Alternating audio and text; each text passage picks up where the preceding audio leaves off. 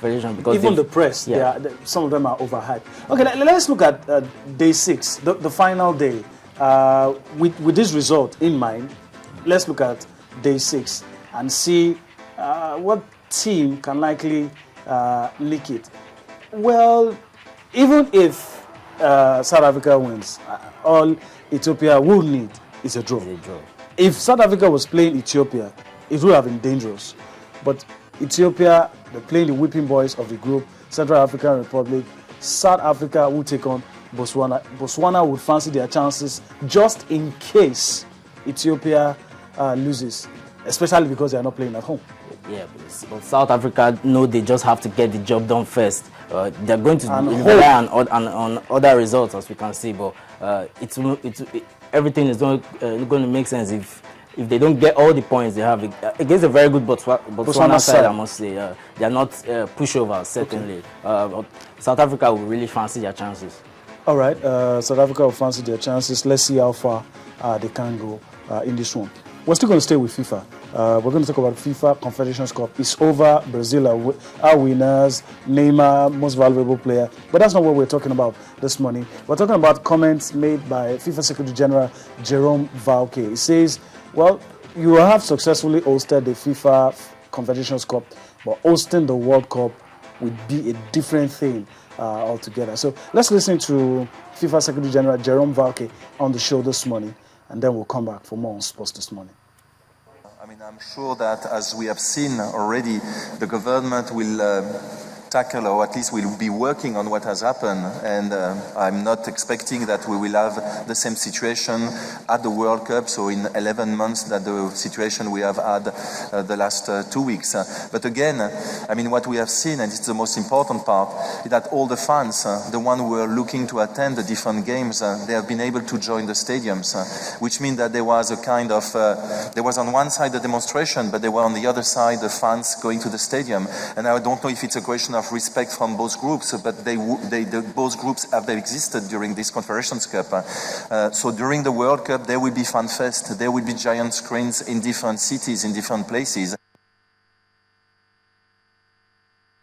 Okay, that was, I don't know what you take from what you just heard him say. He says, well, you've done well, but you'll have to step up. Yeah, it's going to be a different ball game next year. We have more countries coming in, 32 in number. I believe they were fairly successful this year, aside from the protests, the series of protests the Brazilians were mounting as a result of the poor states of the country. Of infrastructure. Of infrastructure in the country. Well, I believe there was no, I don't think there was any case of racism. Or any of that sort. He masked it, but in a way, it seemed to infer that Brazil had to deal with the protest. He didn't really come out to say, but in a way, he inferred that, look, fine, you did well, we still have to take care of this protest. Yeah, and they have to really, they also have to satisfy the fans of, the Brazilian fans, really.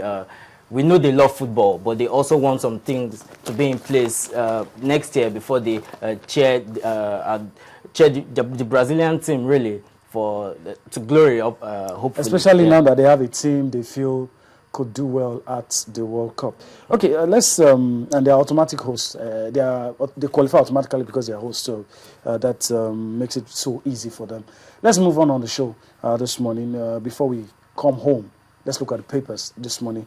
Let's look at what the papers have for us this morning, this lovely Tuesday morning. And we're going to start with Complete Sports. But even before, I mean, you know what's going to be on the headlines, surely. Keshi.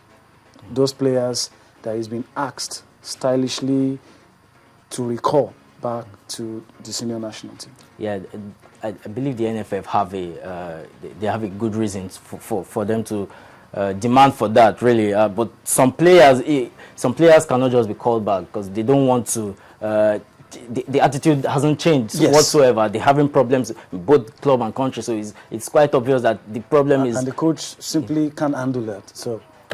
Yeah, but I believe there's some players that still deserve a return. Can you give me one name? Yeah. Well, Kaluchi has been doing really well for his club, and I believe he can do a job there. We've seen with the home-based players, they have potential, but really... To take them some time. Yeah, but really, we still need a little more experience in the side. Okay, let's quickly look at the papers. Complete Sports, well, what Olumide has just broken down for you. Keshi says, I don't need Ozaze and Martins. Well, that story is on page 15. Keshi denies recall story, slams Eagles' door on star duo. Well, he's the boss. That's why he's there. Everton seek Yobo return. Southampton also linked with Eagles captain. Maccabi Tel Aviv wants Enyama back.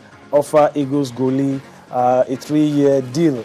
And you have a whole lot of, on the top corner, speculations, transfer deals, who's moving to where, and a whole lot of other things. But there's an interesting piece we're going to talk on later on the show. 11 titles in 10 years. We're going to really be looking at it this morning, if money can really buy success. But that's a bit for Complete Sports. Let's quickly move on this morning. A whole lot of other interesting stories there. It's payback time. FIFA Under-20 World Cup. 7 p.m. Nigerian time, the Flying Eagles will file out against Uruguay. We move over to the Nation Sports. Eagles recall no show for Ozaze and Martins. Those are comments attributed to the big boss, Coach Stephen Keshi.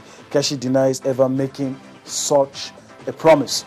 Well, Omero joins Chelsea preseason July 25. I think that's a good one, but a whole lot of football fans feel that he might not get a chance to play in Chelsea. FIFA Under-20 World Cup, we won't underrate Uruguay. That's coming from Coyote. Okay, that's Nation Sport for today. Let's move on to the next paper for review this morning, and that would be international soccer. Deals with football, international football, club football, especially on the foreign scene. Champions Brazil, Seleção maintain 38-year unbeaten home record. Pumel Spain for third successive Confed Cup round. Well, it's not news to us anymore, but they're still able to maintain that record at the Maracana, and I think it's a good one. Beautiful trial. Man United set sights on Lewandowski, Garay, and Thiago. Money bags. Chelsea, Real Madrid prepare 38 million pounds bid for German sensation Draxler. And you have a whole lot of other stories. Today's matches at the FIFA Under-20 World Cup.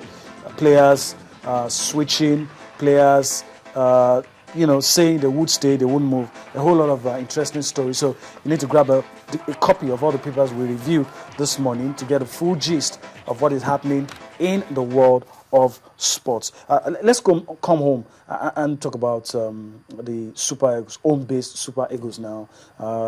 They will be moving to Kaduna today. They will play on July the 6th against their opponents from Côte d'Ivoire and at the Amadou Bello Stadium.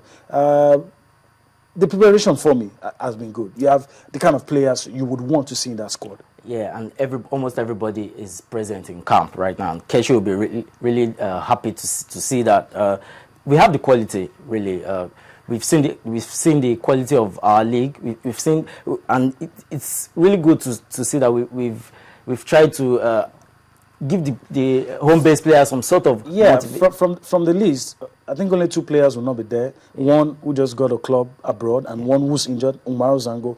Tony Opotu, I think, just moved from Nigeria. Of course, he's being replaced. And one player is doubtful because of injury. But I think he's good. But against the Elephants, who have a better league, they're well organized. I mean, I don't know if there's something to fear. Yeah, it's the chemistry, really. We don't know how long these players have played together to be able to play as a unit, really. But I know we have the quality. We've taken the top players in the MPFL to represent the country, and I believe it's a stepping stone, really. This is a key part of our preparation for 2014. Yeah, they could do with this sort of competitions, really, before going into the international scene. Really, it's quite encouraging. Okay, let's talk about something that will bring a smile to your face, especially if you watch the FIFA Confederations Cup and You were wondering why in God's name those guys could not just put the ball at the back of the net. We're talking about somebody on the program this morning, someone